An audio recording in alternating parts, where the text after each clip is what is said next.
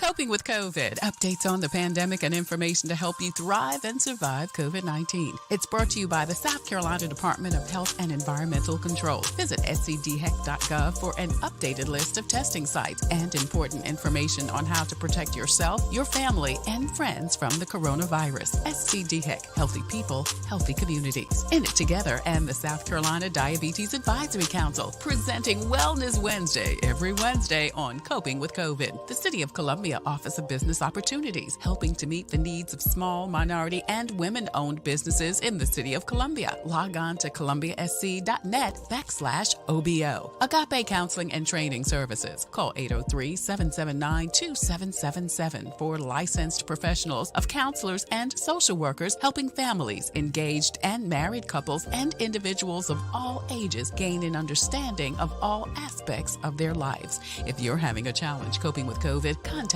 Agape Counseling and Training Services at agapects.com. And Palmetto Media Connections, connecting media and communities together. Coping with COVID, brought to you by SCDHEC. In it together, the Diabetes Advisory Council, the City of Columbia Office of Business Opportunities, Agape Counseling and Training Center, and Palmetto Media Connections. Coping with COVID with Tre Tailor. Fight the spread and take a stand against coronavirus. Wear a mask in public. Stay at least 6 feet apart from others. And get tested. Join us and fight the spread. Visit scdheck.gov/COVID-19. Hey there, I'm Tre Tailor, and you are watching Coping with COVID, update on the pandemic and information to help you thrive and survive COVID-19. As you heard, it's brought to you by SCDHEC, the City of Columbia Office of Business Opportunities, also Palmetto Media Connections, Agape Counseling and Training Centers, In It Together, and the South Carolina Diabetes Advisory Council. Well, today on Coping with COVID, we discussed yesterday's historic inauguration and next steps from the Biden and Harris administration, and we'll hear from both sides of the aisle. Political analyst Antjuan Seawright and Joel Sawyer, who is a conservative political analyst. That next on Coping with COVID. But first, your COVID community updates. On the 1-year anniversary of the first confirmed COVID case in the country, President Joe Biden kicks off his strategy for the pandemic. The 10 executive orders signed will launch a mandatory mask mandate at all federal buildings, expand COVID-19 testings and vaccinations, and rejoin with the World Health Organization with Dr. Fauci leading the U.S. delegation. Prisma Health is now allowing those 70 and over to schedule their COVID vaccinations in person. Now, the move will help people who don't have access to a computer or internet access. People can get assistance to schedule their appointments at all locations except Prisma in Richland County. And the COVID vaccination is now offered at Kroger pharmacies. The company says a limited supply has been made available and they will distribute them based on the rollout. Healthcare workers, nursing home staff, and residents, and those 70 plus can make an appointment at one of the 5 Kroger locations in South Carolina. Visit the website to make an appointment.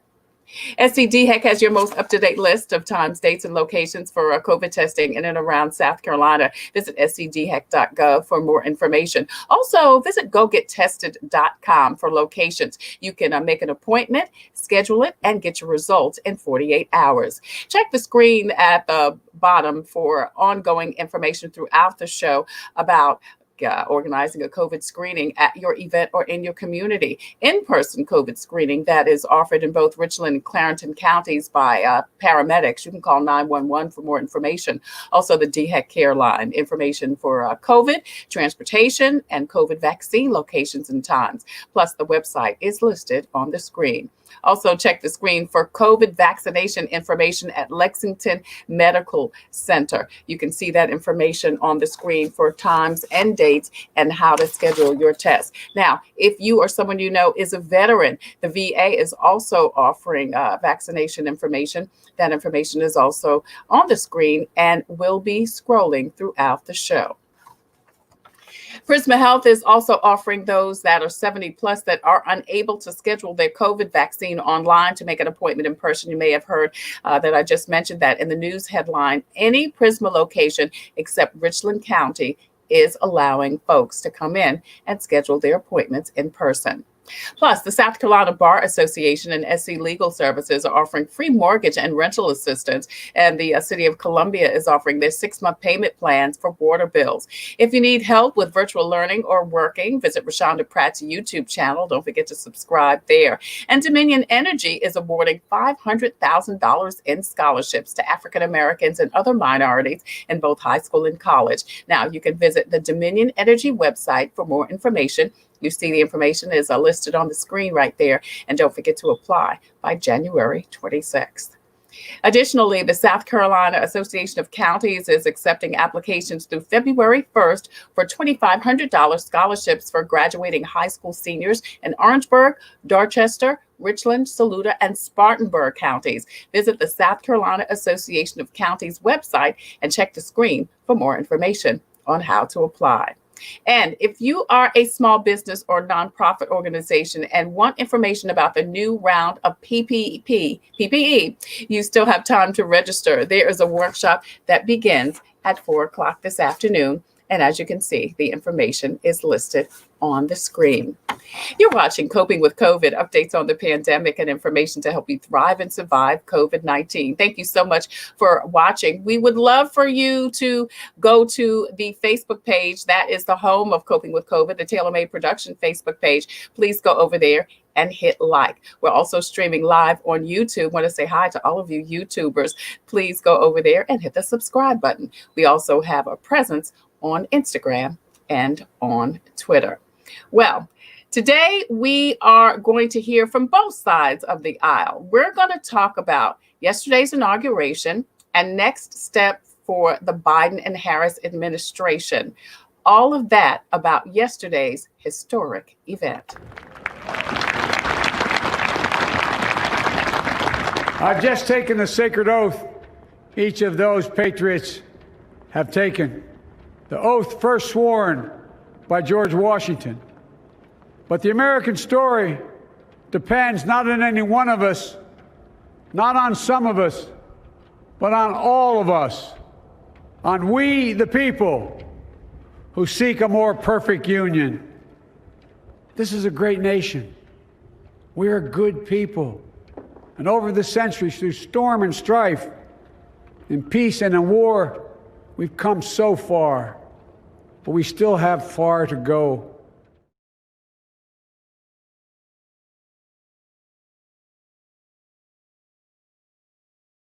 Thrive and survive COVID-19. And we're talking about yesterday's historic day. And South Carolinian and national political analyst with a Fox and NBC, Antjuan Seawright, joins us. Thank you so much, sir. We appreciate you.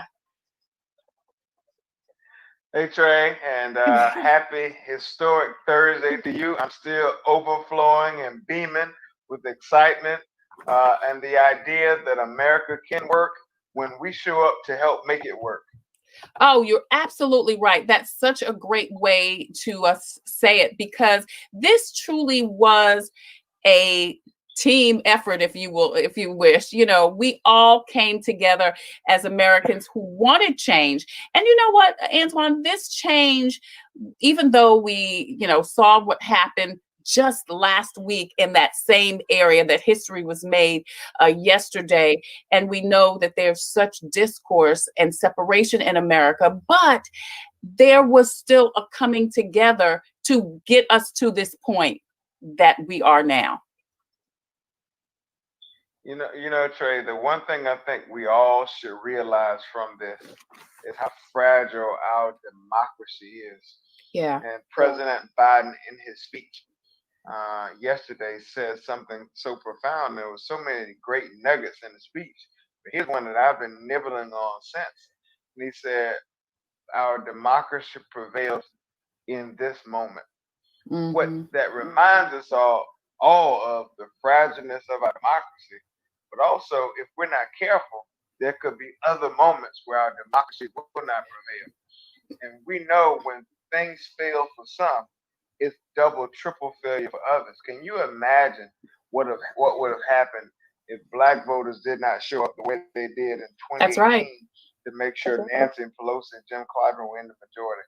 Can you imagine if Black, brown, and young voters did not show up in 2020 to give us a black senator from Georgia, a Jewish U.S. senator from Yeah, Georgia, yeah, a president, and for the first time ever in the history of this country, a woman, not just a woman, a black woman with South Asian descent, right. to be the vice president of the United States. And yesterday, Trey, she was sworn in on the steps of the Capitol by the Yeah. first Latino member of the U.S. Supreme Court and Justice Sotomayor. That all happened because black people decided to pull out their pens and write the ink on the pages of history. And so when we show up, history changes and good things happen. Yeah, your shirt tells it all. You said everything changed this year. You said that was your theme at the church you attend in Columbia, South Carolina, the Brook. It changed last year, it changed this year, and I can feel a change coming. Do you feel like, Sam Cooke, a change is coming? Well, I love that. And this was a theme for 2020, but if I had my ability, my theological ability to edit, I would say everything changed this season Yeah, because it's yeah, gone past a year. I think America won yesterday when we saw the swearing-in ceremony, and I think we're going to win for days and weeks and months to come, including putting some type of restraint on this pandemic that's disproportionately yeah. impacting our community. Yeah. And you know what? I want to talk a little bit more about the inauguration, but I do want to say you're so right, Antjuan, because it was not only the fact that Black and brown people, young people, old people went to the polls and because they were tired of what had been happening the last 4 years politically, but I think it had also everything to do with the pandemic that we have been dealing with, the health pandemic that we've been dealing with for now a year. Well, you know what? As I just said, disproportionate impact on communities look like us. As Yeah. I've said to so many people before, we are less likely to be tested, less likely to be treated, less likely to have access to accessible and affordable health care, but more Yes. likely to be on the front line doing these necessary jobs to make sure that the country continues to go. And more likely, honestly, to be impacted by the virus. And so, all those things built up along with the hate, bigotry, and anger, and all Yeah. the things that came along with President Trump. I Yeah. think that was fuel to the fire in terms of pushing us to turn out like we've never turned out before. But Trey and I took some hell from this for saying this yesterday on CBS, but I meant what I said in a weird way. Donald Trump was good for the country I because had he agree. not come into the position he was and not taken some of the positions he took and not said some of the things he said, I don't know if we would have been paying attention the way Yeah. we were or the way we are now about our role and our net worth in American politics. Yeah, you make such a good point, and I've said too, as a believer, and I know you are a believer also, God was in all of this. We don't always understand how and why and when he does the things that he does, but I saw the Holy Spirit in this whole what we looked at as a mess. And true, there were some tragic things that happened this year with the pandemic, with the race wars, with Donald Trump. But good God Almighty, I saw God's hand in all of it. And you're right. Sometimes we got to go through some things for our awareness to be heightened and for some things to change. Trey, I'll say this, and we all learned this growing up. There are two scriptures that come to mind. One is that, and we know all things Yes. work out for the good. Together for the good. And then also, scripture reminds us that in all things we give thanks. Not for Yeah. all things, not In all because of all things. things, I in love all it. things. So in That's the right. season that Donald Trump was the president of the United States, we should continue to give thanks for that because of that, we were able to get to this. And I You're think we right. have a lot of things to be thankful for. And guess what? Uh, God sometimes uh, is silent, but he still hears our prayers. Yeah. I And love I it. think he heard the prayers of so many people about wanting something different to lead this little experiment we called America. Yeah, I love that you said that, Antjuan, because you're right. I absolutely. Sometimes we've got to be pushed to the limit. Sometimes we've got to see how good we could have had it, to appreciate some of the things that we have. I want to get your thoughts about yesterday. You mentioned one of the things that you really love that now President Biden said. What are some of your other thoughts about yesterday's inauguration, high points for you? Well, Donald Trump not being there was a high point because I think he would have sucked so much oxygen Yeah, out of the yeah, room. But also just the mere fact, and I think people need to sober up about this. Joe Biden was on that stage twice with the first black president of the United States as his vice yeah. president. And then he had the audacity to bring along first black vice president of these United States. And so every time we rewrite the articles of history as relates to the black experiment, we have to write in Joe Biden because he was there Hmm. twice in places where our parents and grandparents never would imagine any of us would be able to look up to. And then to see Barack Obama, Yeah. Michelle Obama come down that stage as a refresher, knowing they were coming to greet Kamala Harris, was consequential for me. And then finally, Trey, the fact that a black designer from South Carolina Sergio is the person Hudson. who designed Kamala Harris's wear and Michelle Obama's. It goes to show you that you can do anything in this world, and there are no limits to the potential you have. And of course, as South Carolinians, we realize that because of Sergio, but also because Kamala is the vice president, the first female, the first brown woman, the first Asian, of descendant. So you're right. So much, not only history was made, but I heard someone say today that for a generation, they've never known that there wasn't a female, a woman of color in this position. But, for some of us, it's a big deal and such an amazing legacy, such an amazing thing to be able to tell our children. Just like you said, it's all possible. You can do it. You can do it. It is Listen, possible. you can do it. You can do it. And not only did we get the first black president and only the second Catholic president in history of this nation, think about the historical nature of that cabinet. That Yeah. so they will Yes, surround yes, themselves yes, with yes. first Latinos, first African Americans, so many firsts that will literally break through walls that have been put up in this country for a very long time. And guess what it all comes back to?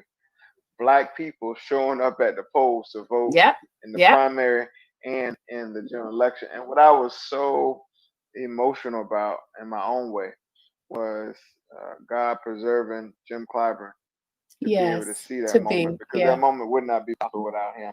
And I don't think Absolutely. that we can turn down the volume on what he meant to getting us to this place in history.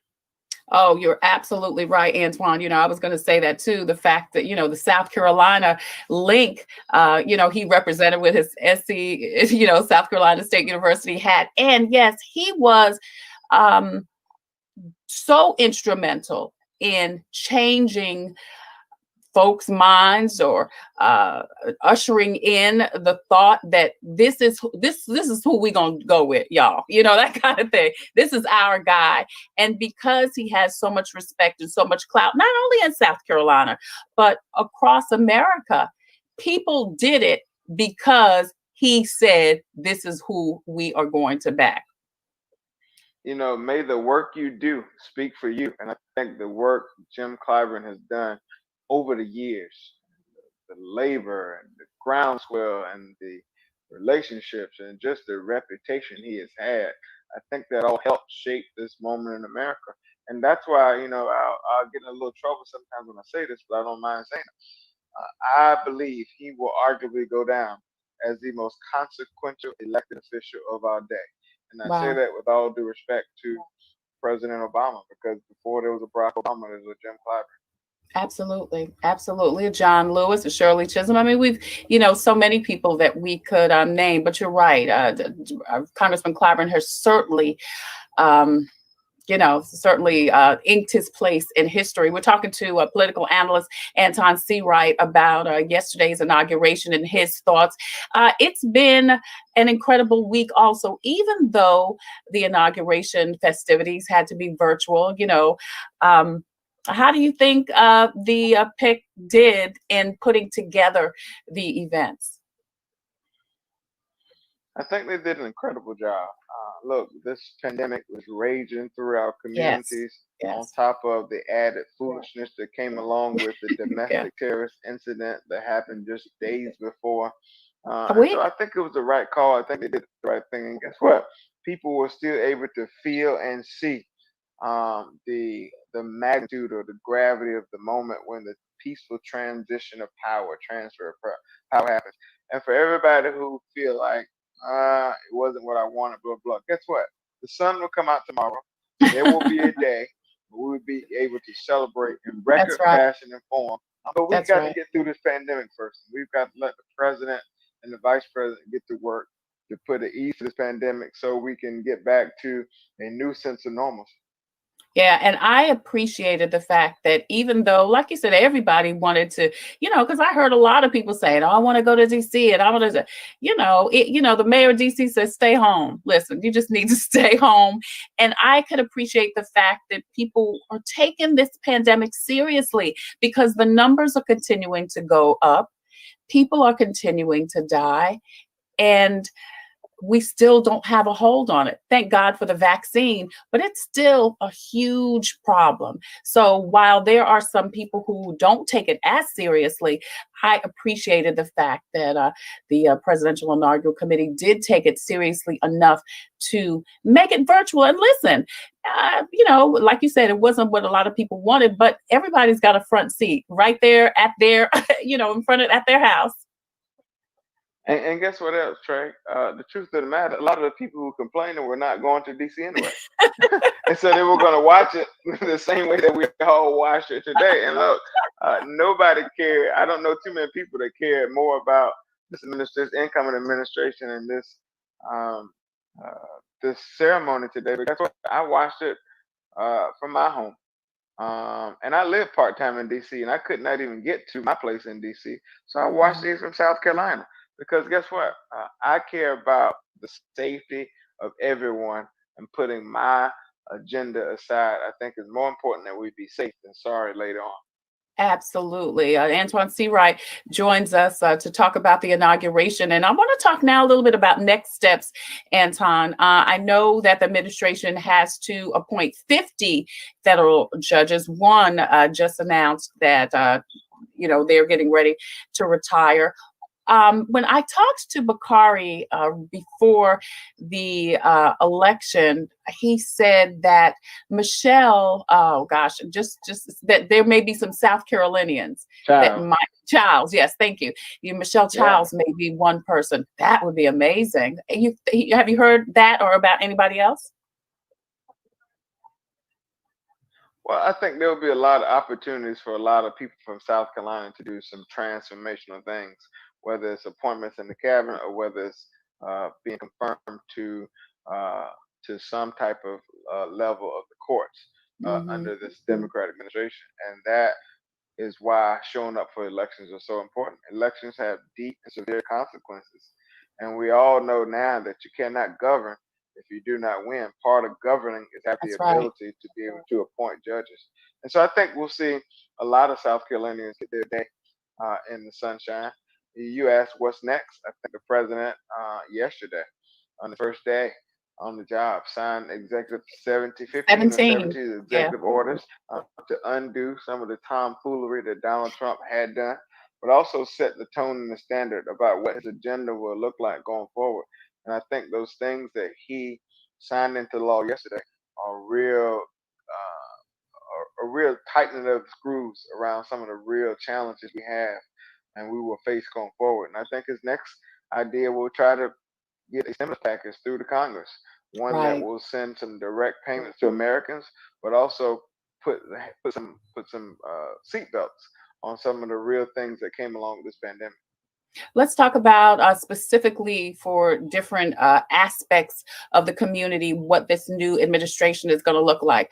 What about for Republicans? Are they going to be able to heed the call to unity that President Biden asked for, pled for today or yesterday during his speech? No. No, because a couple hours after Biden was sworn in, you had Ted Cruz on Twitter and put out a statement criticizing the president for rejoining the Paris climate agreement, something that Democrats and Republicans agree we should have never gotten out of. And so they're going to play the games. They know the majority we have both in the House and Senate is slim and thin. And so they're going to do everything they can to try to. What is this administration going to be for them? I mean, they're the majority. They've got the majority rules. Kamala can, of course, cast the deciding vote in a tie if need be. But what do you think the Democrats are going to look for with this new administration?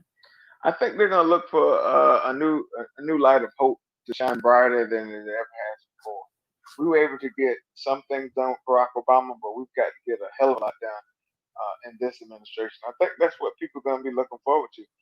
Joe Biden and Kamala Harris are going to start this job perhaps in greater challenges than Joe Biden and Barack Obama had in 2008. Right. And so we have to get ourselves out of the ditch and then attempt to plow the ground so we can eventually lay concrete to have a smooth ground to walk on. Who knows what that looks like? We're going to have a short window to get as much done as possible, because by the time we get to 2021, preparing for the midterms is going to be on everybody's mind. And guess what? We know the politics will sometimes outrule the policy when you get closer to an election cycle. I want to ask you a couple more questions before you go. What about African Americans and other minorities? I mean, this is again a historic administration. What do Black folk want? What do minorities want? What can they look forward to? Well, I think we just want oceans of justice and rivers of fairness first and foremost. But I also think we want to move to the space of equity and equality, because sometimes people think they're the same and they're not. But I also think we want to make sure that our families, our communities, and our lives are better than our parents and our grandparents. And we want to be able to solve the challenges of our day instead of continuing to talk about the challenges that exist yesterday and today. And so I think we'll have a real opportunity to get some of those things done. I feel really good about some of the appointments that the president has made. So I think that will have severe impact and consequence on getting some of these challenges faced and cut down for so many people. And so I'm cautiously optimistic about what can be accomplished in this administration for people who look like us, that come from communities that look like ours. Yeah, already some of the appointments have been groundbreaking. Transgender people, many brothers and sisters, many people of all ethnicities have been appointed already. What do you think, and this is my final question for you, what does Stacey Abrams' future look like in this administration? I know a lot of people thought, and congratulations to Jamie, and I think he's going to do an amazing job. But with all of the work she did as far as rallying voters in Georgia, and yes, she had a lot of help, but she got to give her kudos for everything that she's done. Where do you think she fits in this administration? Well, I pray and hope she will break through the windows of history 2022 and become the first Black female governor this country's ever seen, and help re-elect the first Black senator from Georgia, and Pastor Warnock, because he will be back on the ballot in 2022 as well. And so I think that is what Stacey is preparing for. I think that is probably where her place in history will end up. And I just hope that we all do everything we can to help her be prepared for the moment she wants to be.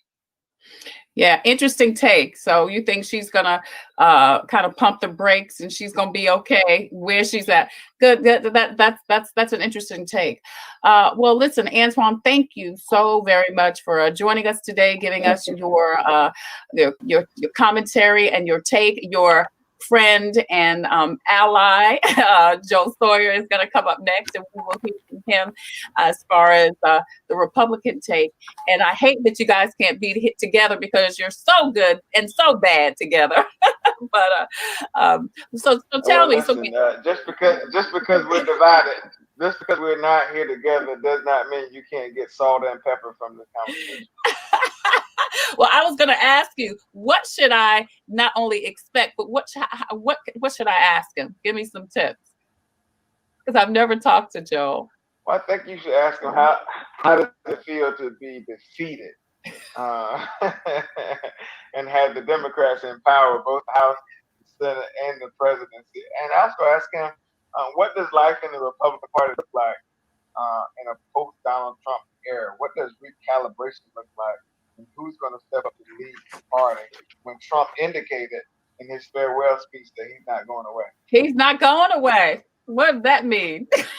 What did that mean? Well, I'll tell you, Richland County Republican Party Chair Edie Rowe was on the show earlier this week. She said, and I asked her, was she looking at endorsing, backing Trump if he runs again? She said she's looking forward to backing Nikki Haley.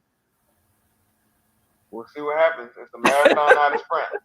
It sure is. Thank you, Antjuan Seawright. I appreciate you joining us. You take care. God bless. And happy day. Oh, happy day. Oh, happy day. Thank you, Tracy. All right. Conservative political analyst Joel Sawyer is next to discuss yesterday's historic event, what Republicans expect from the new administration, and what the GOP thinks about Lindsey Graham's statement yesterday. Have you heard this? Donald Trump will be the strongest voice in the Republican Party for years to come. If you're wanting to erase Donald Trump from the party, you're going to get erased. Most Republicans like his policies. A lot of Republicans like his style. Wow, that's next on Coping with COVID. I'm Tre Tailor. Coping with COVID. Updates on the pandemic and information to help you thrive and survive COVID-19. It's brought to you by the South Carolina Department of Health and Environmental Control. Visit scdheck.gov for an updated list of testing sites and important information on how to protect yourself, your family, and friends from the coronavirus. SCDHEC. Healthy people, healthy communities. In it together and the South Carolina Diabetes Advisory Council, presenting Wellness Wednesday every Wednesday on Coping with COVID. The City of Columbia Office of Business Opportunities, helping to meet the needs of small, minority, and women-owned businesses in the City of Columbia. Log on to columbiasc.net/OBO. Agape Counseling and Training Services. Call 803-779-2777 for licensed professionals of counselors and social workers helping families, engaged and married couples, and individuals of all ages gain an understanding of all aspects of their lives. If you're having a challenge coping with COVID, contact Agape Counseling and Training Services at agapects.com. And Palmetto Media Connections, connecting media and communities together. Coping with COVID, brought to you by SCDHEC. In it together, the Diabetes Advisory Council, the City of Columbia Office of Business Opportunities, Agape Counseling and Training Center, and Palmetto Media Connections. Coping with COVID with Tre Tailor.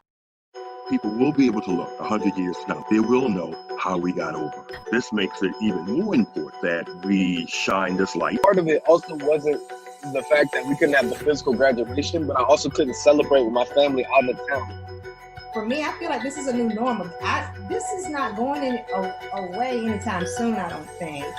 Anything that's happened before can happen again. And the same thing is at play with this virus. You know, we are no longer in a building, and we've talked about church being, with us, in us. Have you traveled abroad late in the past 6 months? We were trying to trace it back as early as November.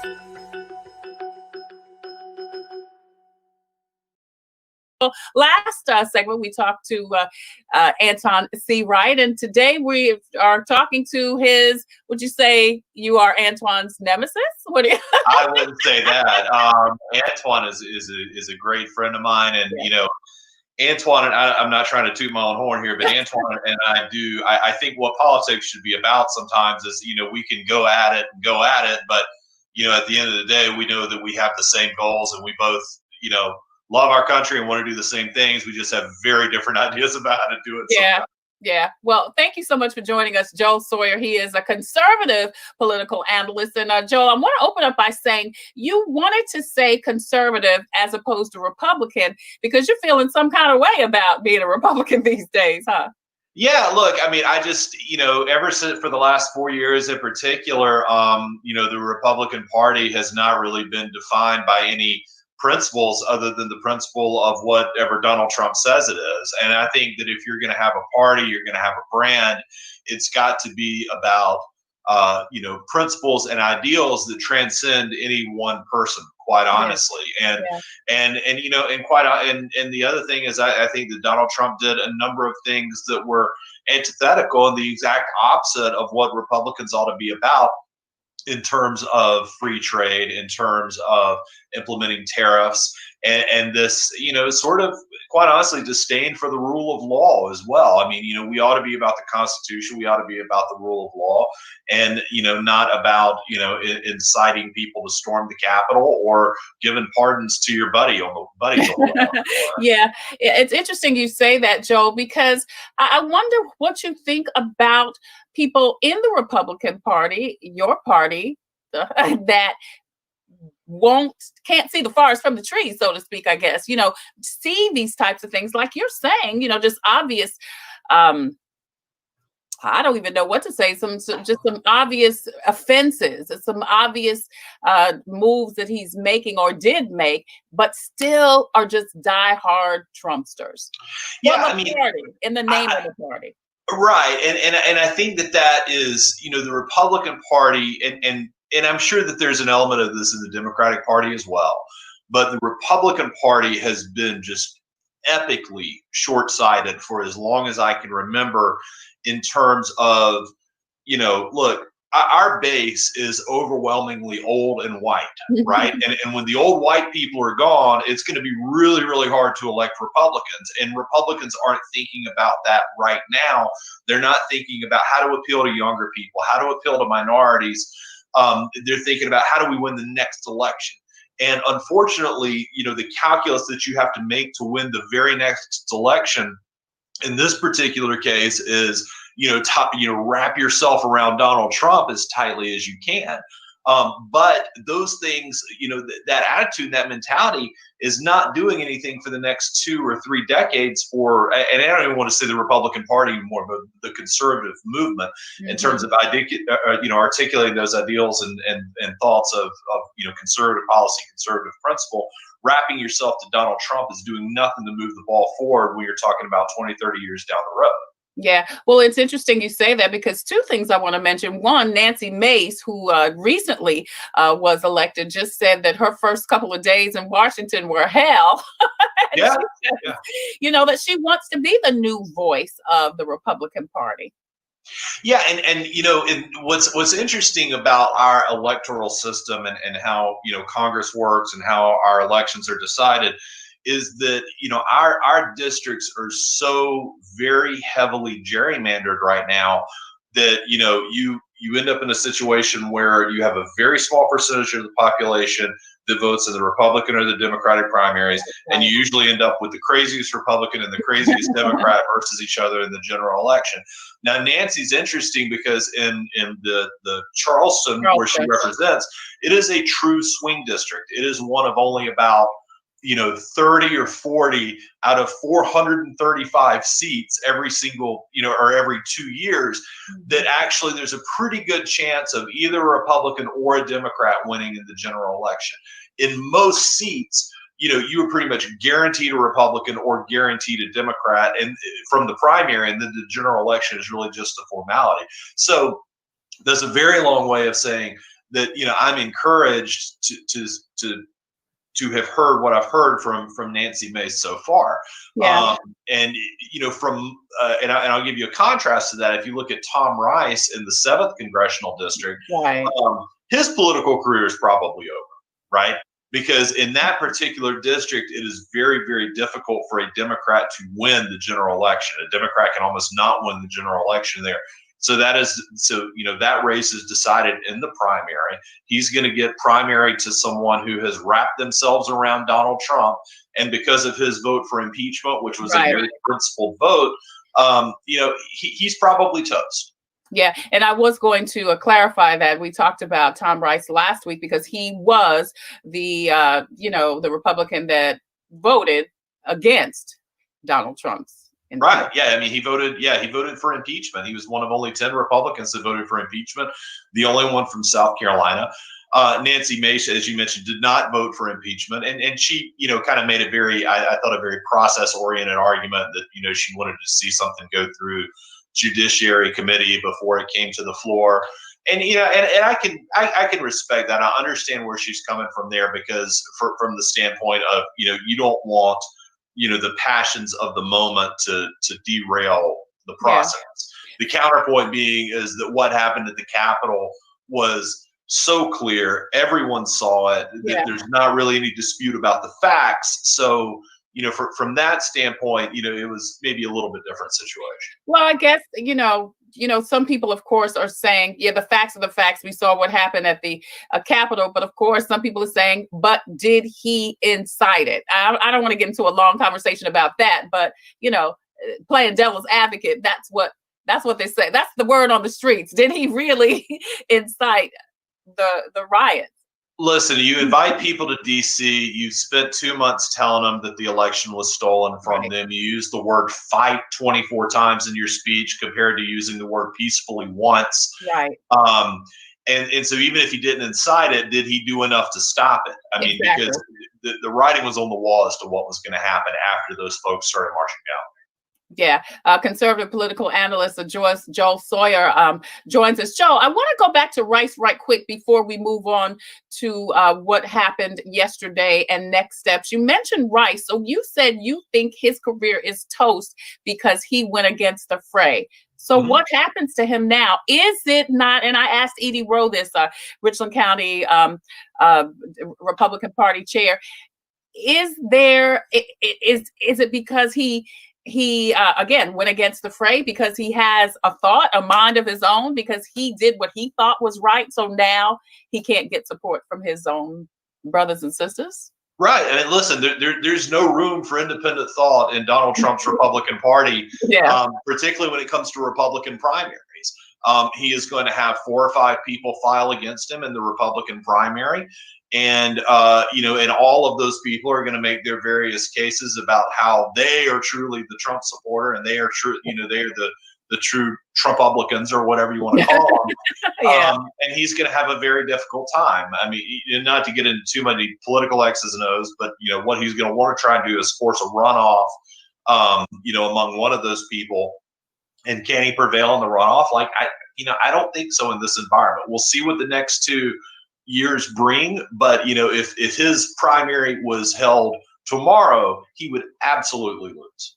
Yeah, well, you say that, can he survive in a Trump environment because of whatever you call Trumplicans, but Trump is gone. Okay, of course he said, I'll be back again one day, Frosty the Snowman or something. But that brings me to Lindsey Graham's statement yesterday on Fox when he said, and I quote, that Donald Trump is the strongest voice in the party and he will be for years. And if you try to erase him, he'll be erased. You'll be erased. Lindsey Graham, I think, was probably closer to being right 4 years ago when he said, if we nominate Donald Trump, we'll get destroyed and we'll deserve it. Yeah. Look at what happened under Trump. We just lost the White House. We just lost the Senate. We lost the House. And so, the Republican Party has been, at the national scale, has been absolutely decimated because of, quote unquote, Trumpism. The Senate Republicans have a very, very tough map 2 years from now in 2022. I don't think that there's any chance of the House flipping back unless the Biden administration just implements some incredibly unpopular policies. And so, I think that this slow bleed out of the Republican Party is going to happen until they can start appealing to younger people and minorities. Yeah. Is there conversations now about trying to do that? There's always conversations, but they don't do it. Listen, because I used to work, very closely in Republican Party politics. I used to, run the party here, and every 2 years, it's, these folks think that they can, go to a black church twice before the election, and that counts as outreach. I mean, it's a joke. And so, no, I have not seen any serious effort to explain, not republicanism, but conservative principles, the principles of opportunity to the African American community, the Hispanic community, any minority community, or younger people. Yeah, because all I see is alienation from all of those people. And I think it's so fascinating, for lack of a better word, that folks like Lindsey Graham, folks like Ted Cruz, let's not even talk about Rudy Giuliani and Tom Rice, some people that just, are just just going down with the sinking ship. They're drinking the Kool-Aid, and what is this man got over some people? It's like everybody's looking in the mirror and nobody sees your spandex pants. You should not wear spandex pants. It's like, what was the name of the show? It's not a show. It's an old children's book. The Emperor Has No Clothes. The Emperor Has No Clothes. Yeah. The man's naked, y'all. Come on. Right. Because that's what I'm saying.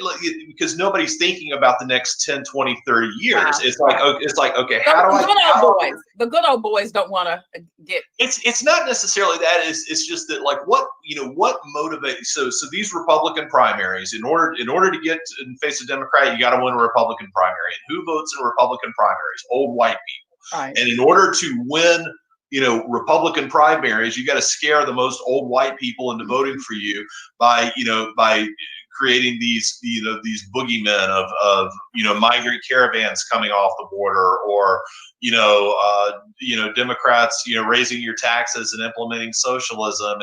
And look, we can have a conversation about immigration. We can have a conversation about illegal immigration. We can have a conversation about the proper role of government, how big it should be, and how much we should tax versus how much we should spend.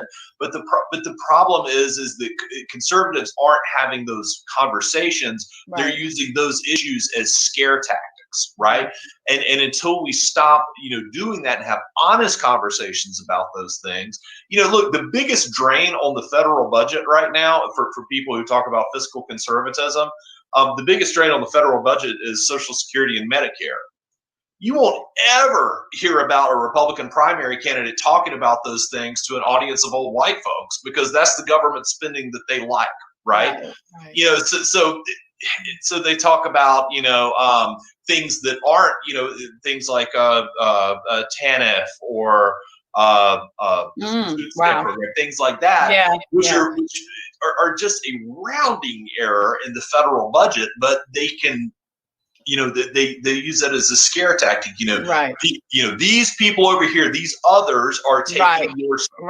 Right. Wow. That's such an interesting perspective that you have. Joel Sawyer, conservative political analyst, joins us today on Coping with COVID with next steps for the Biden administration. Thoughts about yesterday, Joel? What were some of the high and low points maybe for you as a conservative? I think that President Biden struck the right tone. I think that he is absolutely right. I'm sitting here getting my blood pressure up talking about conservatives. But, I think that he's absolutely right that, politics should not have to be a blood sport. It should not have to be hateful.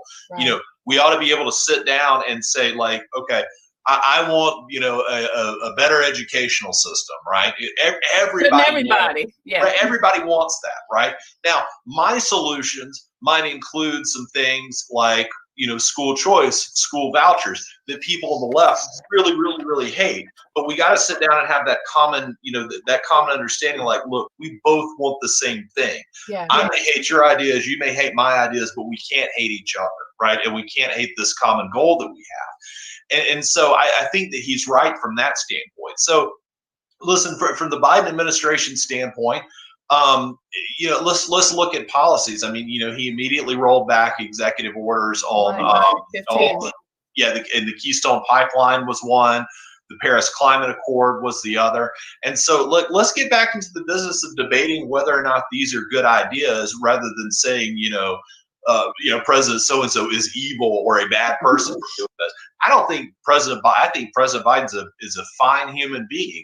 I think rolling back the Keystone XL pipeline was probably a bad idea, right? But that doesn't mean that I think he's a bad person.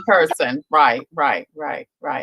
Well, do you think, and he called for unity across party lines in his inaugural speech yesterday. Is that a possibility, or is that just a pipe dream? I think in the environment that we're in right now, it's probably a pipe dream, because people don't win elections and create good cable news shows by sitting down and talking reasonably about issues. People want to inflame passions. Inflaming passions is good for Twitter followers and cable news ratings, right? And so there's a very broken incentive system in our politics for people sitting down and talking reasonably about things, and maybe just agree to disagree at the end of the day, versus screaming at each other in front of a camera, which until we fix that, and that starts with all of us as people, like demanding better from our politics. Biden can't fix that. We have to fix that. Yeah, and I mean we're grown-ups here, and the kids are looking at us. The world, the country is looking at us, and when we talk about those types of things last week that happened just a week before at the Capitol building, the site of the inauguration yesterday. I mean, what are we, as the greatest country in the world, what are we showing? What example are we making? And again, I mean, I just don't know. I pray and hope that Joe Biden can really mend some fences and create some unity across party lines. But why?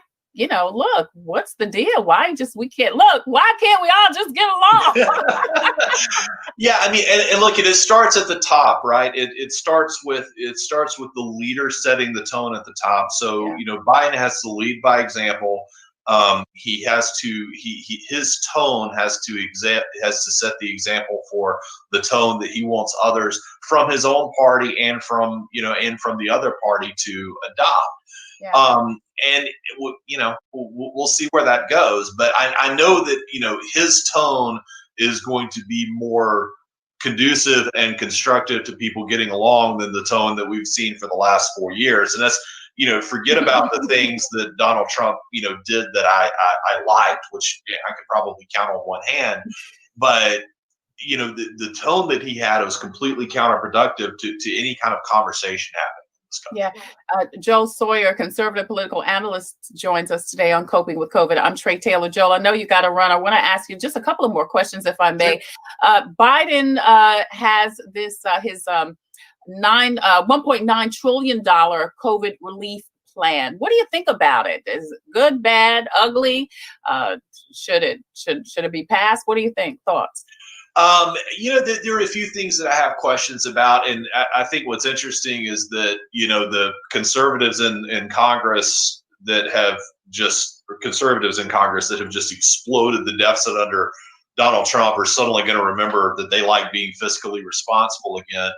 A couple of things off the top. I don't think that the idea of a federal minimum wage doubling right now is probably smart. I think that will decimate small businesses, and it will impact the lowest skilled, lowest educated workers the most.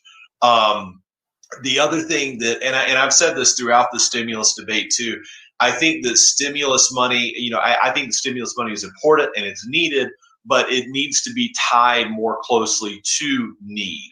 Yeah. Listen, somebody, so a married couple from this last round, the $600 checks, married couple could have up to $150,000 in income. No requirements, so they could have been fully employed throughout the stimulus, have up to $150,000 in income, and they get the same check as somebody who makes $25,000, $30,000 and has been employed for 6 of the last 12 months. That's crazy to me. You're right. You're right. Yeah. And so I like the idea of aid, but I do think that we need to get a little bit closer to the idea of like means testing it and figuring out who needs it the most. Yeah. Yeah. What would you like to see this administration achieve in not even the next 4 years, but this year, 2021? I am a free trade conservative, right? So some of those, one of the Pacific Partnership, and I can't remember the name of it right now, that had been negotiated kind of in the waning years of the Obama administration, that Trans-Pacific Partnership, I believe it's called TPP. That's a Trans-Pacific Partnership. Donald Trump immediately canceled that. I would like to see Biden re-enter that, because what that has done is that has allowed China to become a huge player in the South Pacific, and and a big projector of soft power too, right? So not just having the most ships, but when a typhoon hits the Philippines, they're looking to China to aid versus the United States for aid, right? So projecting that soft power, having those trade partnerships with Australia and Southeast Asian countries, I think is like very, very important for our economy, and I think very, very important for American projection of soft power.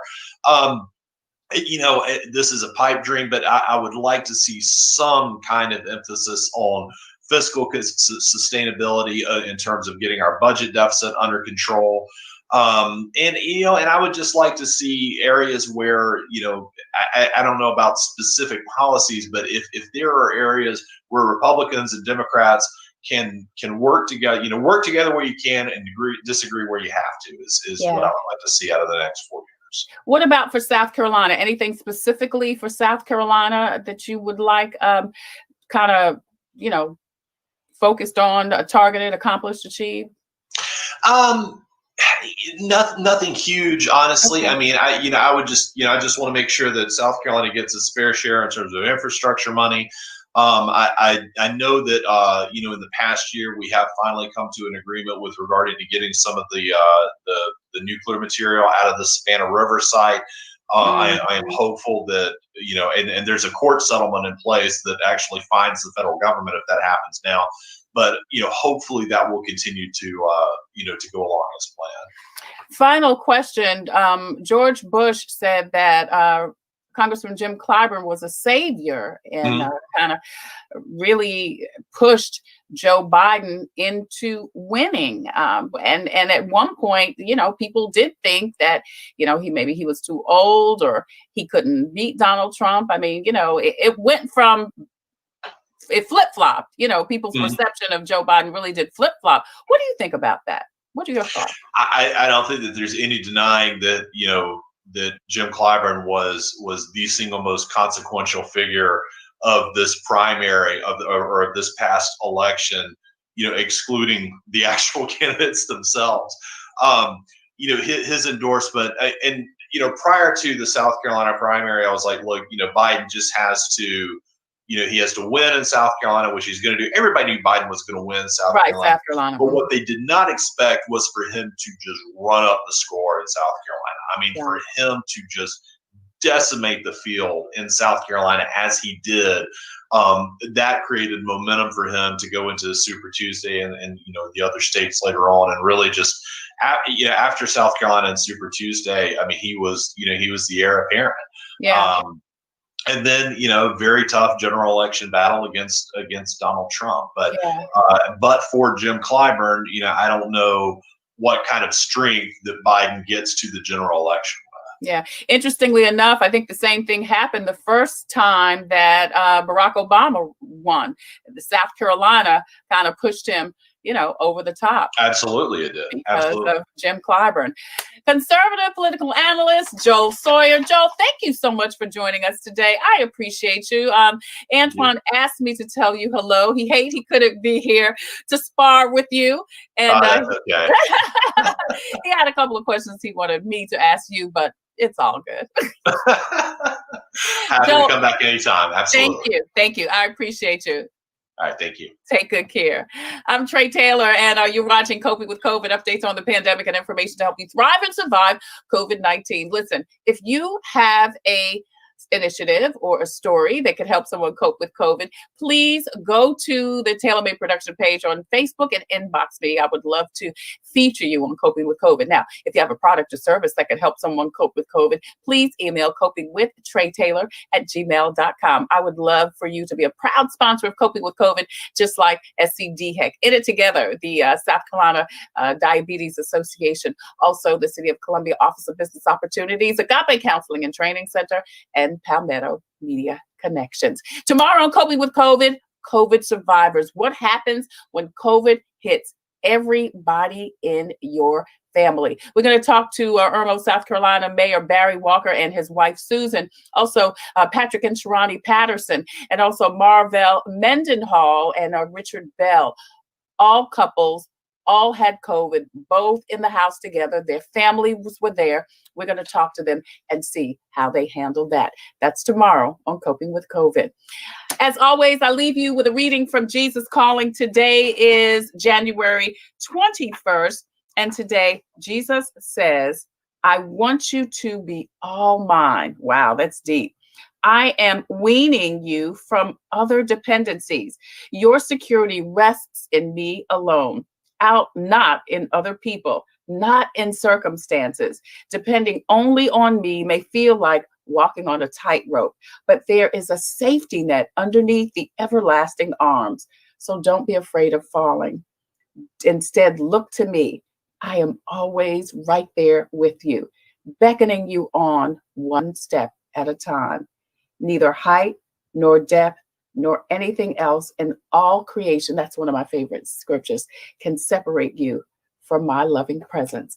That's your Jesus Calling for today, Thursday, January 21st. I'm Tre Tailor. Until the next time, I wish you peace and abundant blessings and remind you and encourage you to please, please, please wear your mask every day over your nose and under your chin.